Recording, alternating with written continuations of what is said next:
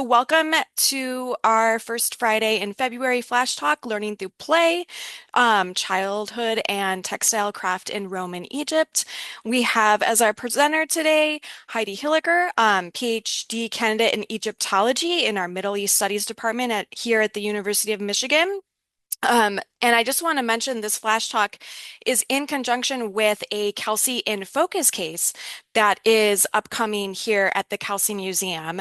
We encourage you to visit that next week.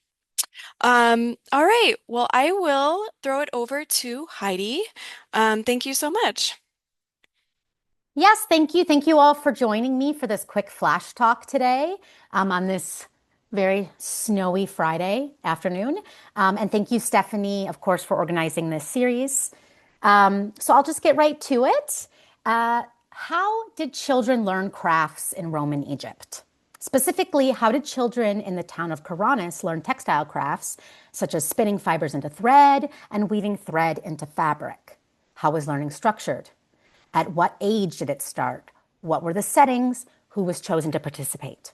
These are some of the questions at the center of my new Kelsey in Focus case that I've curated that Stephanie mentioned, titled Learning Through Play, Childhood and Textile Craft in Roman Egypt. And this will be opening next week on the first floor of the museum. In the town of Karanis, learning may have begun through experimentation and playful imitation. This site preserves rich evidence of daily life, including how people worked, learned, and produced goods. Tools, textiles, and texts show that textile production was a common part of village life. Written sources indicate that some children learned through formal apprenticeships, while some artifacts suggest informal learning at home. Two miniature tools featured in my exhibit, a toy weaving comb seen here on this slide, and a small whirl-weighted spindle, closely resemble adult or full-size equipment. Like children today who play with toy versions of everyday objects, ancient children likely learned skills through thematic play, preparing them for later participation in Karanis' textile producing community.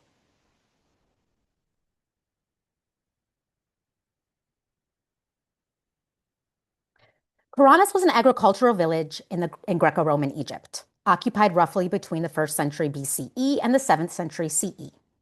Like many settlements in the Fayum, it depended on farming, but agriculture was not the only activity of daily life.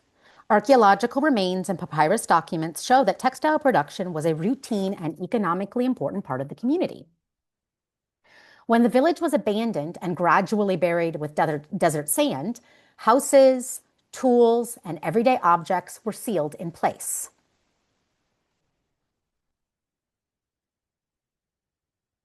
In the 1920s, the University of Michigan's Professor Francis Kelsey had started to acquire papyrological text from Egypt's ancient Fayum for the university. These documents are now housed at the University of Michigan in the University of Michigan's papyrology collection, which is a very important source of evidence for my study on textile learning. At the same time, Kelsey organized a multi-year archaeological expedition at Karanis. While the central part of the village had been destroyed, the excavations discovered a complex settlement including 2 temples, military barracks, granaries, dovecotes, and numerous houses. The systematic excavation uncovered thousands of artifacts, a significant number of papyri, and well-preserved buildings with carefully documented, if not flawed, stratigraphic information. Collectively, the expedition revealed the story of an active and socially complex farming village. A large portion of the material from these excavations was subsequently brought to the University of Michigan and accessioned into the Kelsey's collection and the papyrology collection. When the university began excavations at Karanis in 1924, the only textiles that were found in refuse heaps. They were discarded scraps in refuse heaps in streets and in courtyards. The textiles in the collection are all fragmentary, totaling 3,500 pieces roughly, including woven cloth, felt, spun wool, looped fabrics, totaling, of these approximately 3,500 pieces, 2,800 are wool, 350 are linen, and about 100 are made of other animal hair. The textile remains also demonstrate a practice of combining more than one type of fiber, such as weaving together wool or linen threads. The fragmentary nature of the textile remains, along with their deposition, make them difficult to use to recreate a full idea of textile production in the village. However, Thelma Thomas, the leading specialist on Karanis textiles, emphasizes that, quote, the cloth artifacts from Karanis display a striking variety of types and styles, as well as a varying level of skill and artistry, end quote. A closer look at these remains exposes the resources, the technology, and the skill required of the producers and demanded by the consumers. In addition to the textile fragments, numerous textile working tools were also accessioned into the Kelsey's collection. Using the excavation's unpublished record of objects, I've identified over 900 textile tools or tool fragments that were excavated and recorded. Of these pieces, 165 made it into the Kelsey collection. These tools include complete spindles, spindle whorls, spindle shafts, weaver's combs, heddle jacks, pins, needles, loom weights, and more.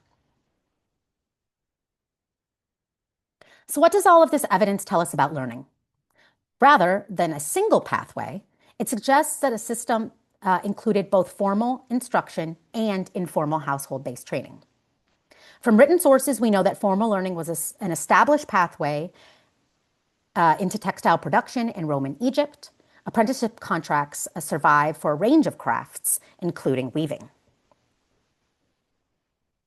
One such contract in the Papyrology collection dates to the year 271 CE. It records an arrangement between a man from Karanis and a professional female weaver from a nearby town. The contract details the arrangement for a young girl under the man's care to be placed with the weaver for training for a year.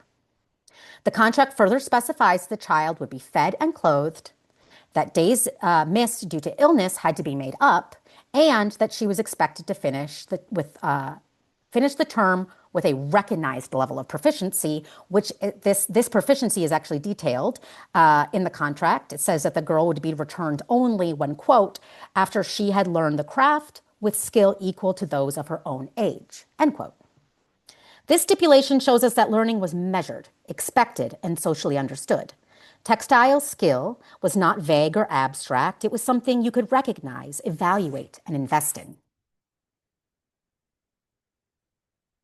Apprenticeship contracts are valuable for understanding textile training, but they only show learning once it has become formalized. Because these systems were tied to structured industries and economic oversight, they are historically visible. They tell us little, however, about other forms of learning and modes of production. Learning did not necessarily start with a contract. Much of what children needed to know, how to handle fiber, control tension, and coordinate hands and body, was likely learned much earlier. Many craftspeople may never have even entered formal apprenticeship at all, instead producing textiles within the household to meet family needs or to supplement income, especially through spinning thread. Informal learning usually took place in the home. It relied on observation, imitation, repetition, and experimentation. It was physical, gradual, and embodied, and therefore rarely documented. To access this kind of learning archaeologically, we must turn to objects. While it is difficult to identify textiles made by novice spinners or weavers at Karanis, miniature textile tools offer a clear window into the practice of learning. Two small textile tools from Karanis offer this rare insight. The first is a toy weaving comb made from wood. It is about a quarter of the size of an adult weaving comb and is light enough to be handled easily by a child. Despite its small scale, it closely replicates adult tools. It has carefully carved teeth, and it carries the same concentric circle decorations seen on full-sized combs from the site. A small hole drilled through the handle suggests it also could have been worn on a cord on the body. This object is not an isolated example. Karanis has yielded a wide range of toys and miniatures, including small wooden hammers and wheeled wooden horses that you can pull on a string. And many of these toys are on display in the lower level of the Kelsey. Together, these objects point to a broader material culture of childhood and play within the village in which miniature objects were familiar and as a part of daily life. The second object is a small spindle and a whorl, possibly associated with a short length of spun thread. This tool is more ambiguous. Spindle whorls from Karanis vary widely in size and weight, and not every small spindle should be understood as a toy. However, spinning is highly tactile, and it requires controlling twist, tension, and drafting through coordinated bodily movements and skill. Larger, heavier spindles spin faster and demand greater experience, while smaller, lighter tools are easier to manage, especially for beginners. Together, these objects point toward the acquisition of embodied skill. Archaeologist Vilica Vendrick describes, especially in relationship to ancient learning, a concept called body knowledge, which is, quote, the mastery of dexterity, skill, and endurance. That is exactly what spinning and weaving require. While the spindle may have been fully functional, its size and weight also make it well suited for someone still learning to control materials and movement. In this way, both tools fit comfortably within a context of learning through practice and play. To understand how these tools worked as learning devices, it helps to think of them in terms of thematic play. Developmental psychologists have long emphasized that play is not just imaginative. As Al Conan put it, play is, quote, social in its origin, end quote. Children learn how their world works by playing at it. Thematic play has also been described as, quote, an imitation of a cultural activity, end quote. Children take on the roles and tools and actions that matter in their community. The discussion of toys and miniatures as modes of learning extends to archaeological and anthropological literature as well. In fact, the use of toys and play as socialization practices at Karanis has been discussed extensively by Karen Johnson in her 2007 PhD dissertation, Materializing Childhood and Historical Archaeology of Children in Roman Egypt. My Kelsey in Focus case draws a comparison between ancient miniatures from Karanis and contemporary toys. Many modern toys blur the line between representation and function. Some simply resemble adult tools or objects, while others, like the DIY project shown here, are fully functional but scaled to the size and skill level of a child or a beginner.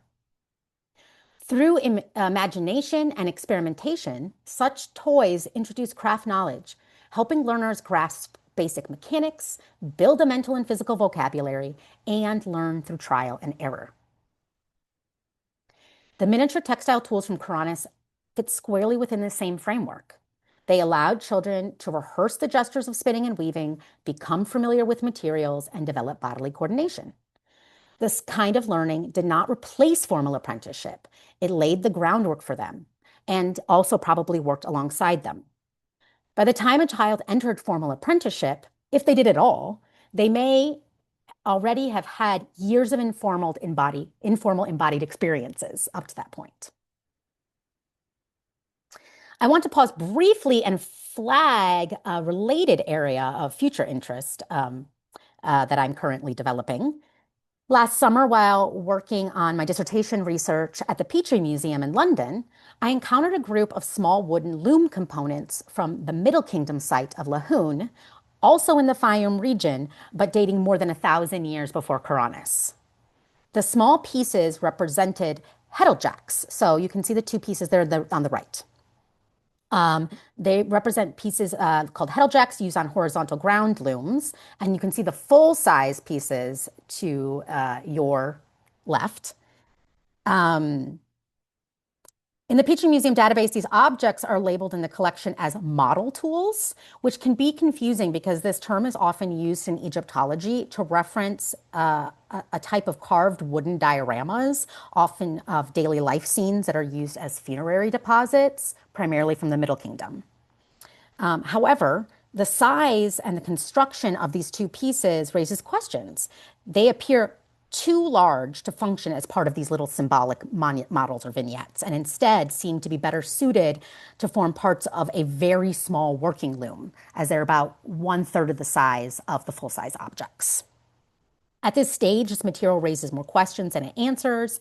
I found two quick references by other scholars, maybe labeling these as toys.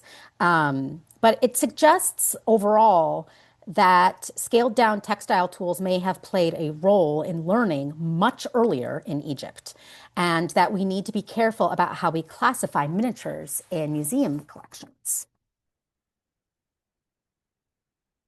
In closing, what these objects ultimately allow us to see is children as active participants in craft life, not just passive observers. Learning textile skills was not a sudden transition. It was a gradual process that began at home through play, imitation, and practice. The miniature tools from Karanis remind us that craft knowledge was learned early, embodied slowly, and shared within households and communities. By paying attention to these small objects, we gain access to a part of learning and the learning process that written sources rarely capture, proving that sometimes the smallest objects tell the biggest stories. Thank you very much. Great. Thank you so much, Heidi. I also just want to mention again that Heidi's Kelsey in Focus case will be opening next week at the Kelsey on the first floor. So come take a look and check it out. And also our family day, our winter family day on March 14th. Is focusing on learning and play in the ancient world, and Heidi will have an activity related in our family day. So we encourage you to also come check out that event in connection with this Flash Talk too. So feel free to unmute yourselves if you have questions for Heidi about this talk, about her research. Feel free to ask your questions. Thank you, Stephanie.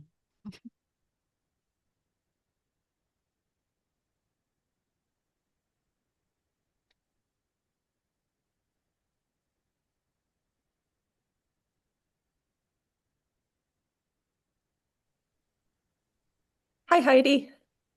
Hi, Emily. I'm eating right now, so I don't want Oh, to subject you to chewing.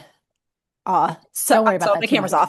off. But so I have kind of like a poorly formed question that I hope will find its way as I'm Okay, talking. But I think it was last year you did a flash talk and you were talking about your dissertation research and like salvages kind of being evidence for communities of practice and that sort of thing. great I don't know if memory. the Karanis examples are like too fragmentary to be able to tell, but have you found any evidence for like similar communities of practice in the context of, learning and weaving and all that stuff? That is an excellent question. I've not done the same level of close examination on the Karanis textiles that I've done with that other uh, collection that I've been working on for my dissertation. Um, a lot of those areas of the fragments, so what Emily's talking about is that for part of my dissertation, I've been looking at the edges of some textiles. We call it the selvage. So that's the edge that's created on a woven textile at the vertical edge when the threads come back around. And that edge isn't always preserved on some of these earlier textile pieces. They often are maybe from more the middle. But I do think that a similar type of study is possible that Mhm. could look at different choices. So the choices I was looking at was like how these salvages were being constructed. But there's other choices that could be looked at for the Karanis material, which could be, for example, how they're creating patterns, if the patterns extend across the sample we have, or if these patterns are tapestry woven and meet at some point and separate. There's more than one way to do that in a tapestry weaving to meet two colors. So there's lots of like little choices that could be looked at to try to see if these can be grouped into maybe more into like distinct learning traditions. Hmm.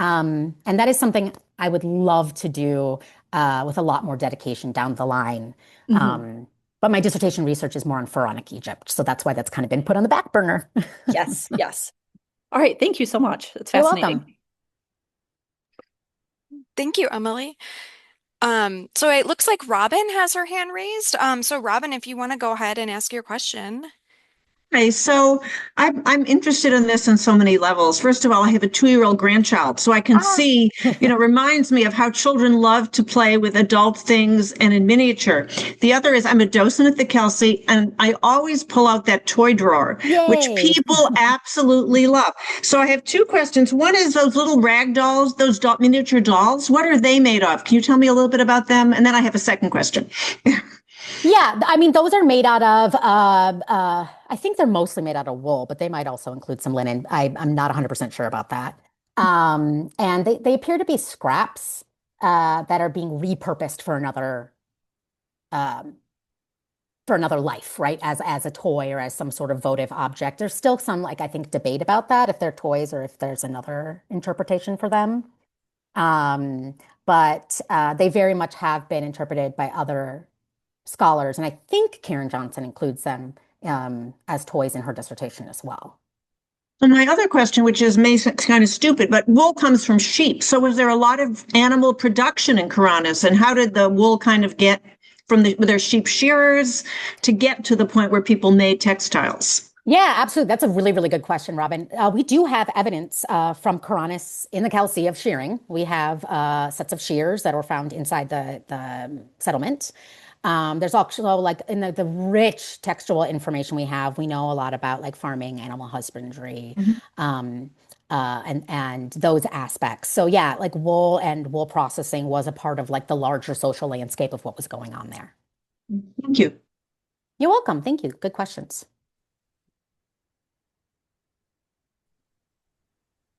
Great. Is that Ann Yes, Cassidy? yes. I have a Okay. question about the contents of the toy drawer. Um, and one of them is differentiation between boys and girls and what they played with, and also differentiation between learning activities and imitative activities as opposed to things that were fun. I get asked about the item that looks kind of like a little horsewhip. Hmm. And I was just kind of curious along those lines. Yeah, I think that those are great questions about all of those other tools. I mean, Karen does talk about this in her dissertation about the wide range of little toys and, how they're used as socialization vehicles.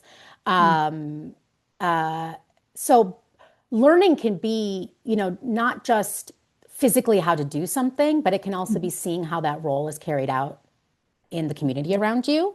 Um, so there is a gray area between just for play and for fun and for developing, a skill. I don't know if that's always so clear.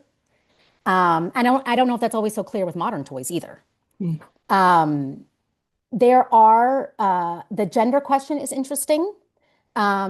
From other texts, we know that there are male weavers. For example, I can specifically talk about this weaving toy. So we know that girls and boys are learning how to weave formally in the region. We know that women and men are also considered to be the appropriate level of master weavers in order to instruct younger people in the arts. So it's not necessarily something that we should assume that, like the weaving comb, for example, it would have been gendered female as a tool, as a toy. That's not, that could have gone either way. Spinning in general tends to, throughout history, hug a little bit more towards a female dominated occupation. But that is in adulthood. So there's just as much chance that little boys and girls were both spinning in the homes and learning how to do that activity as well. thank you. You're welcome.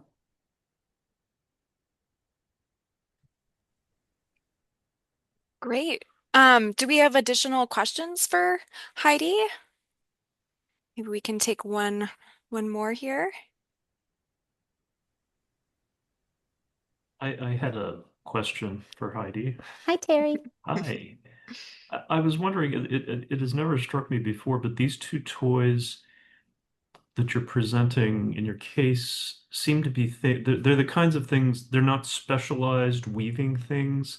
They're more about preparation and kind of the kinds of things that kids could do constructively, as opposed to the kinds of highly technical stuff that an adult might do. Does that make any sense?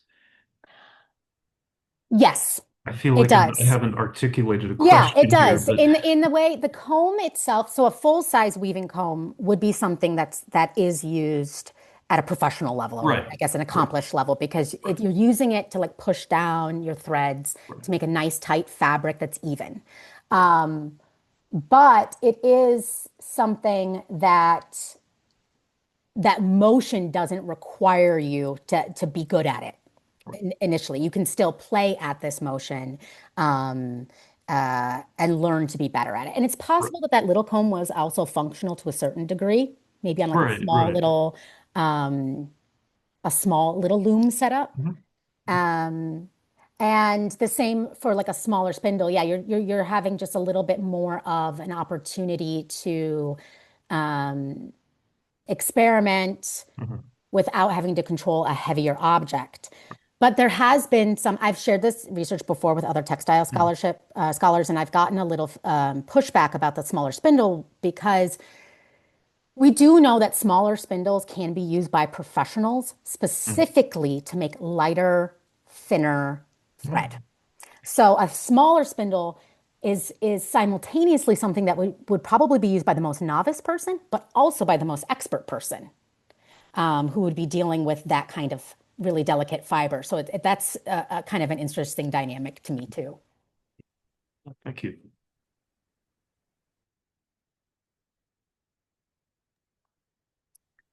Great. Well, thank you so much, Terry.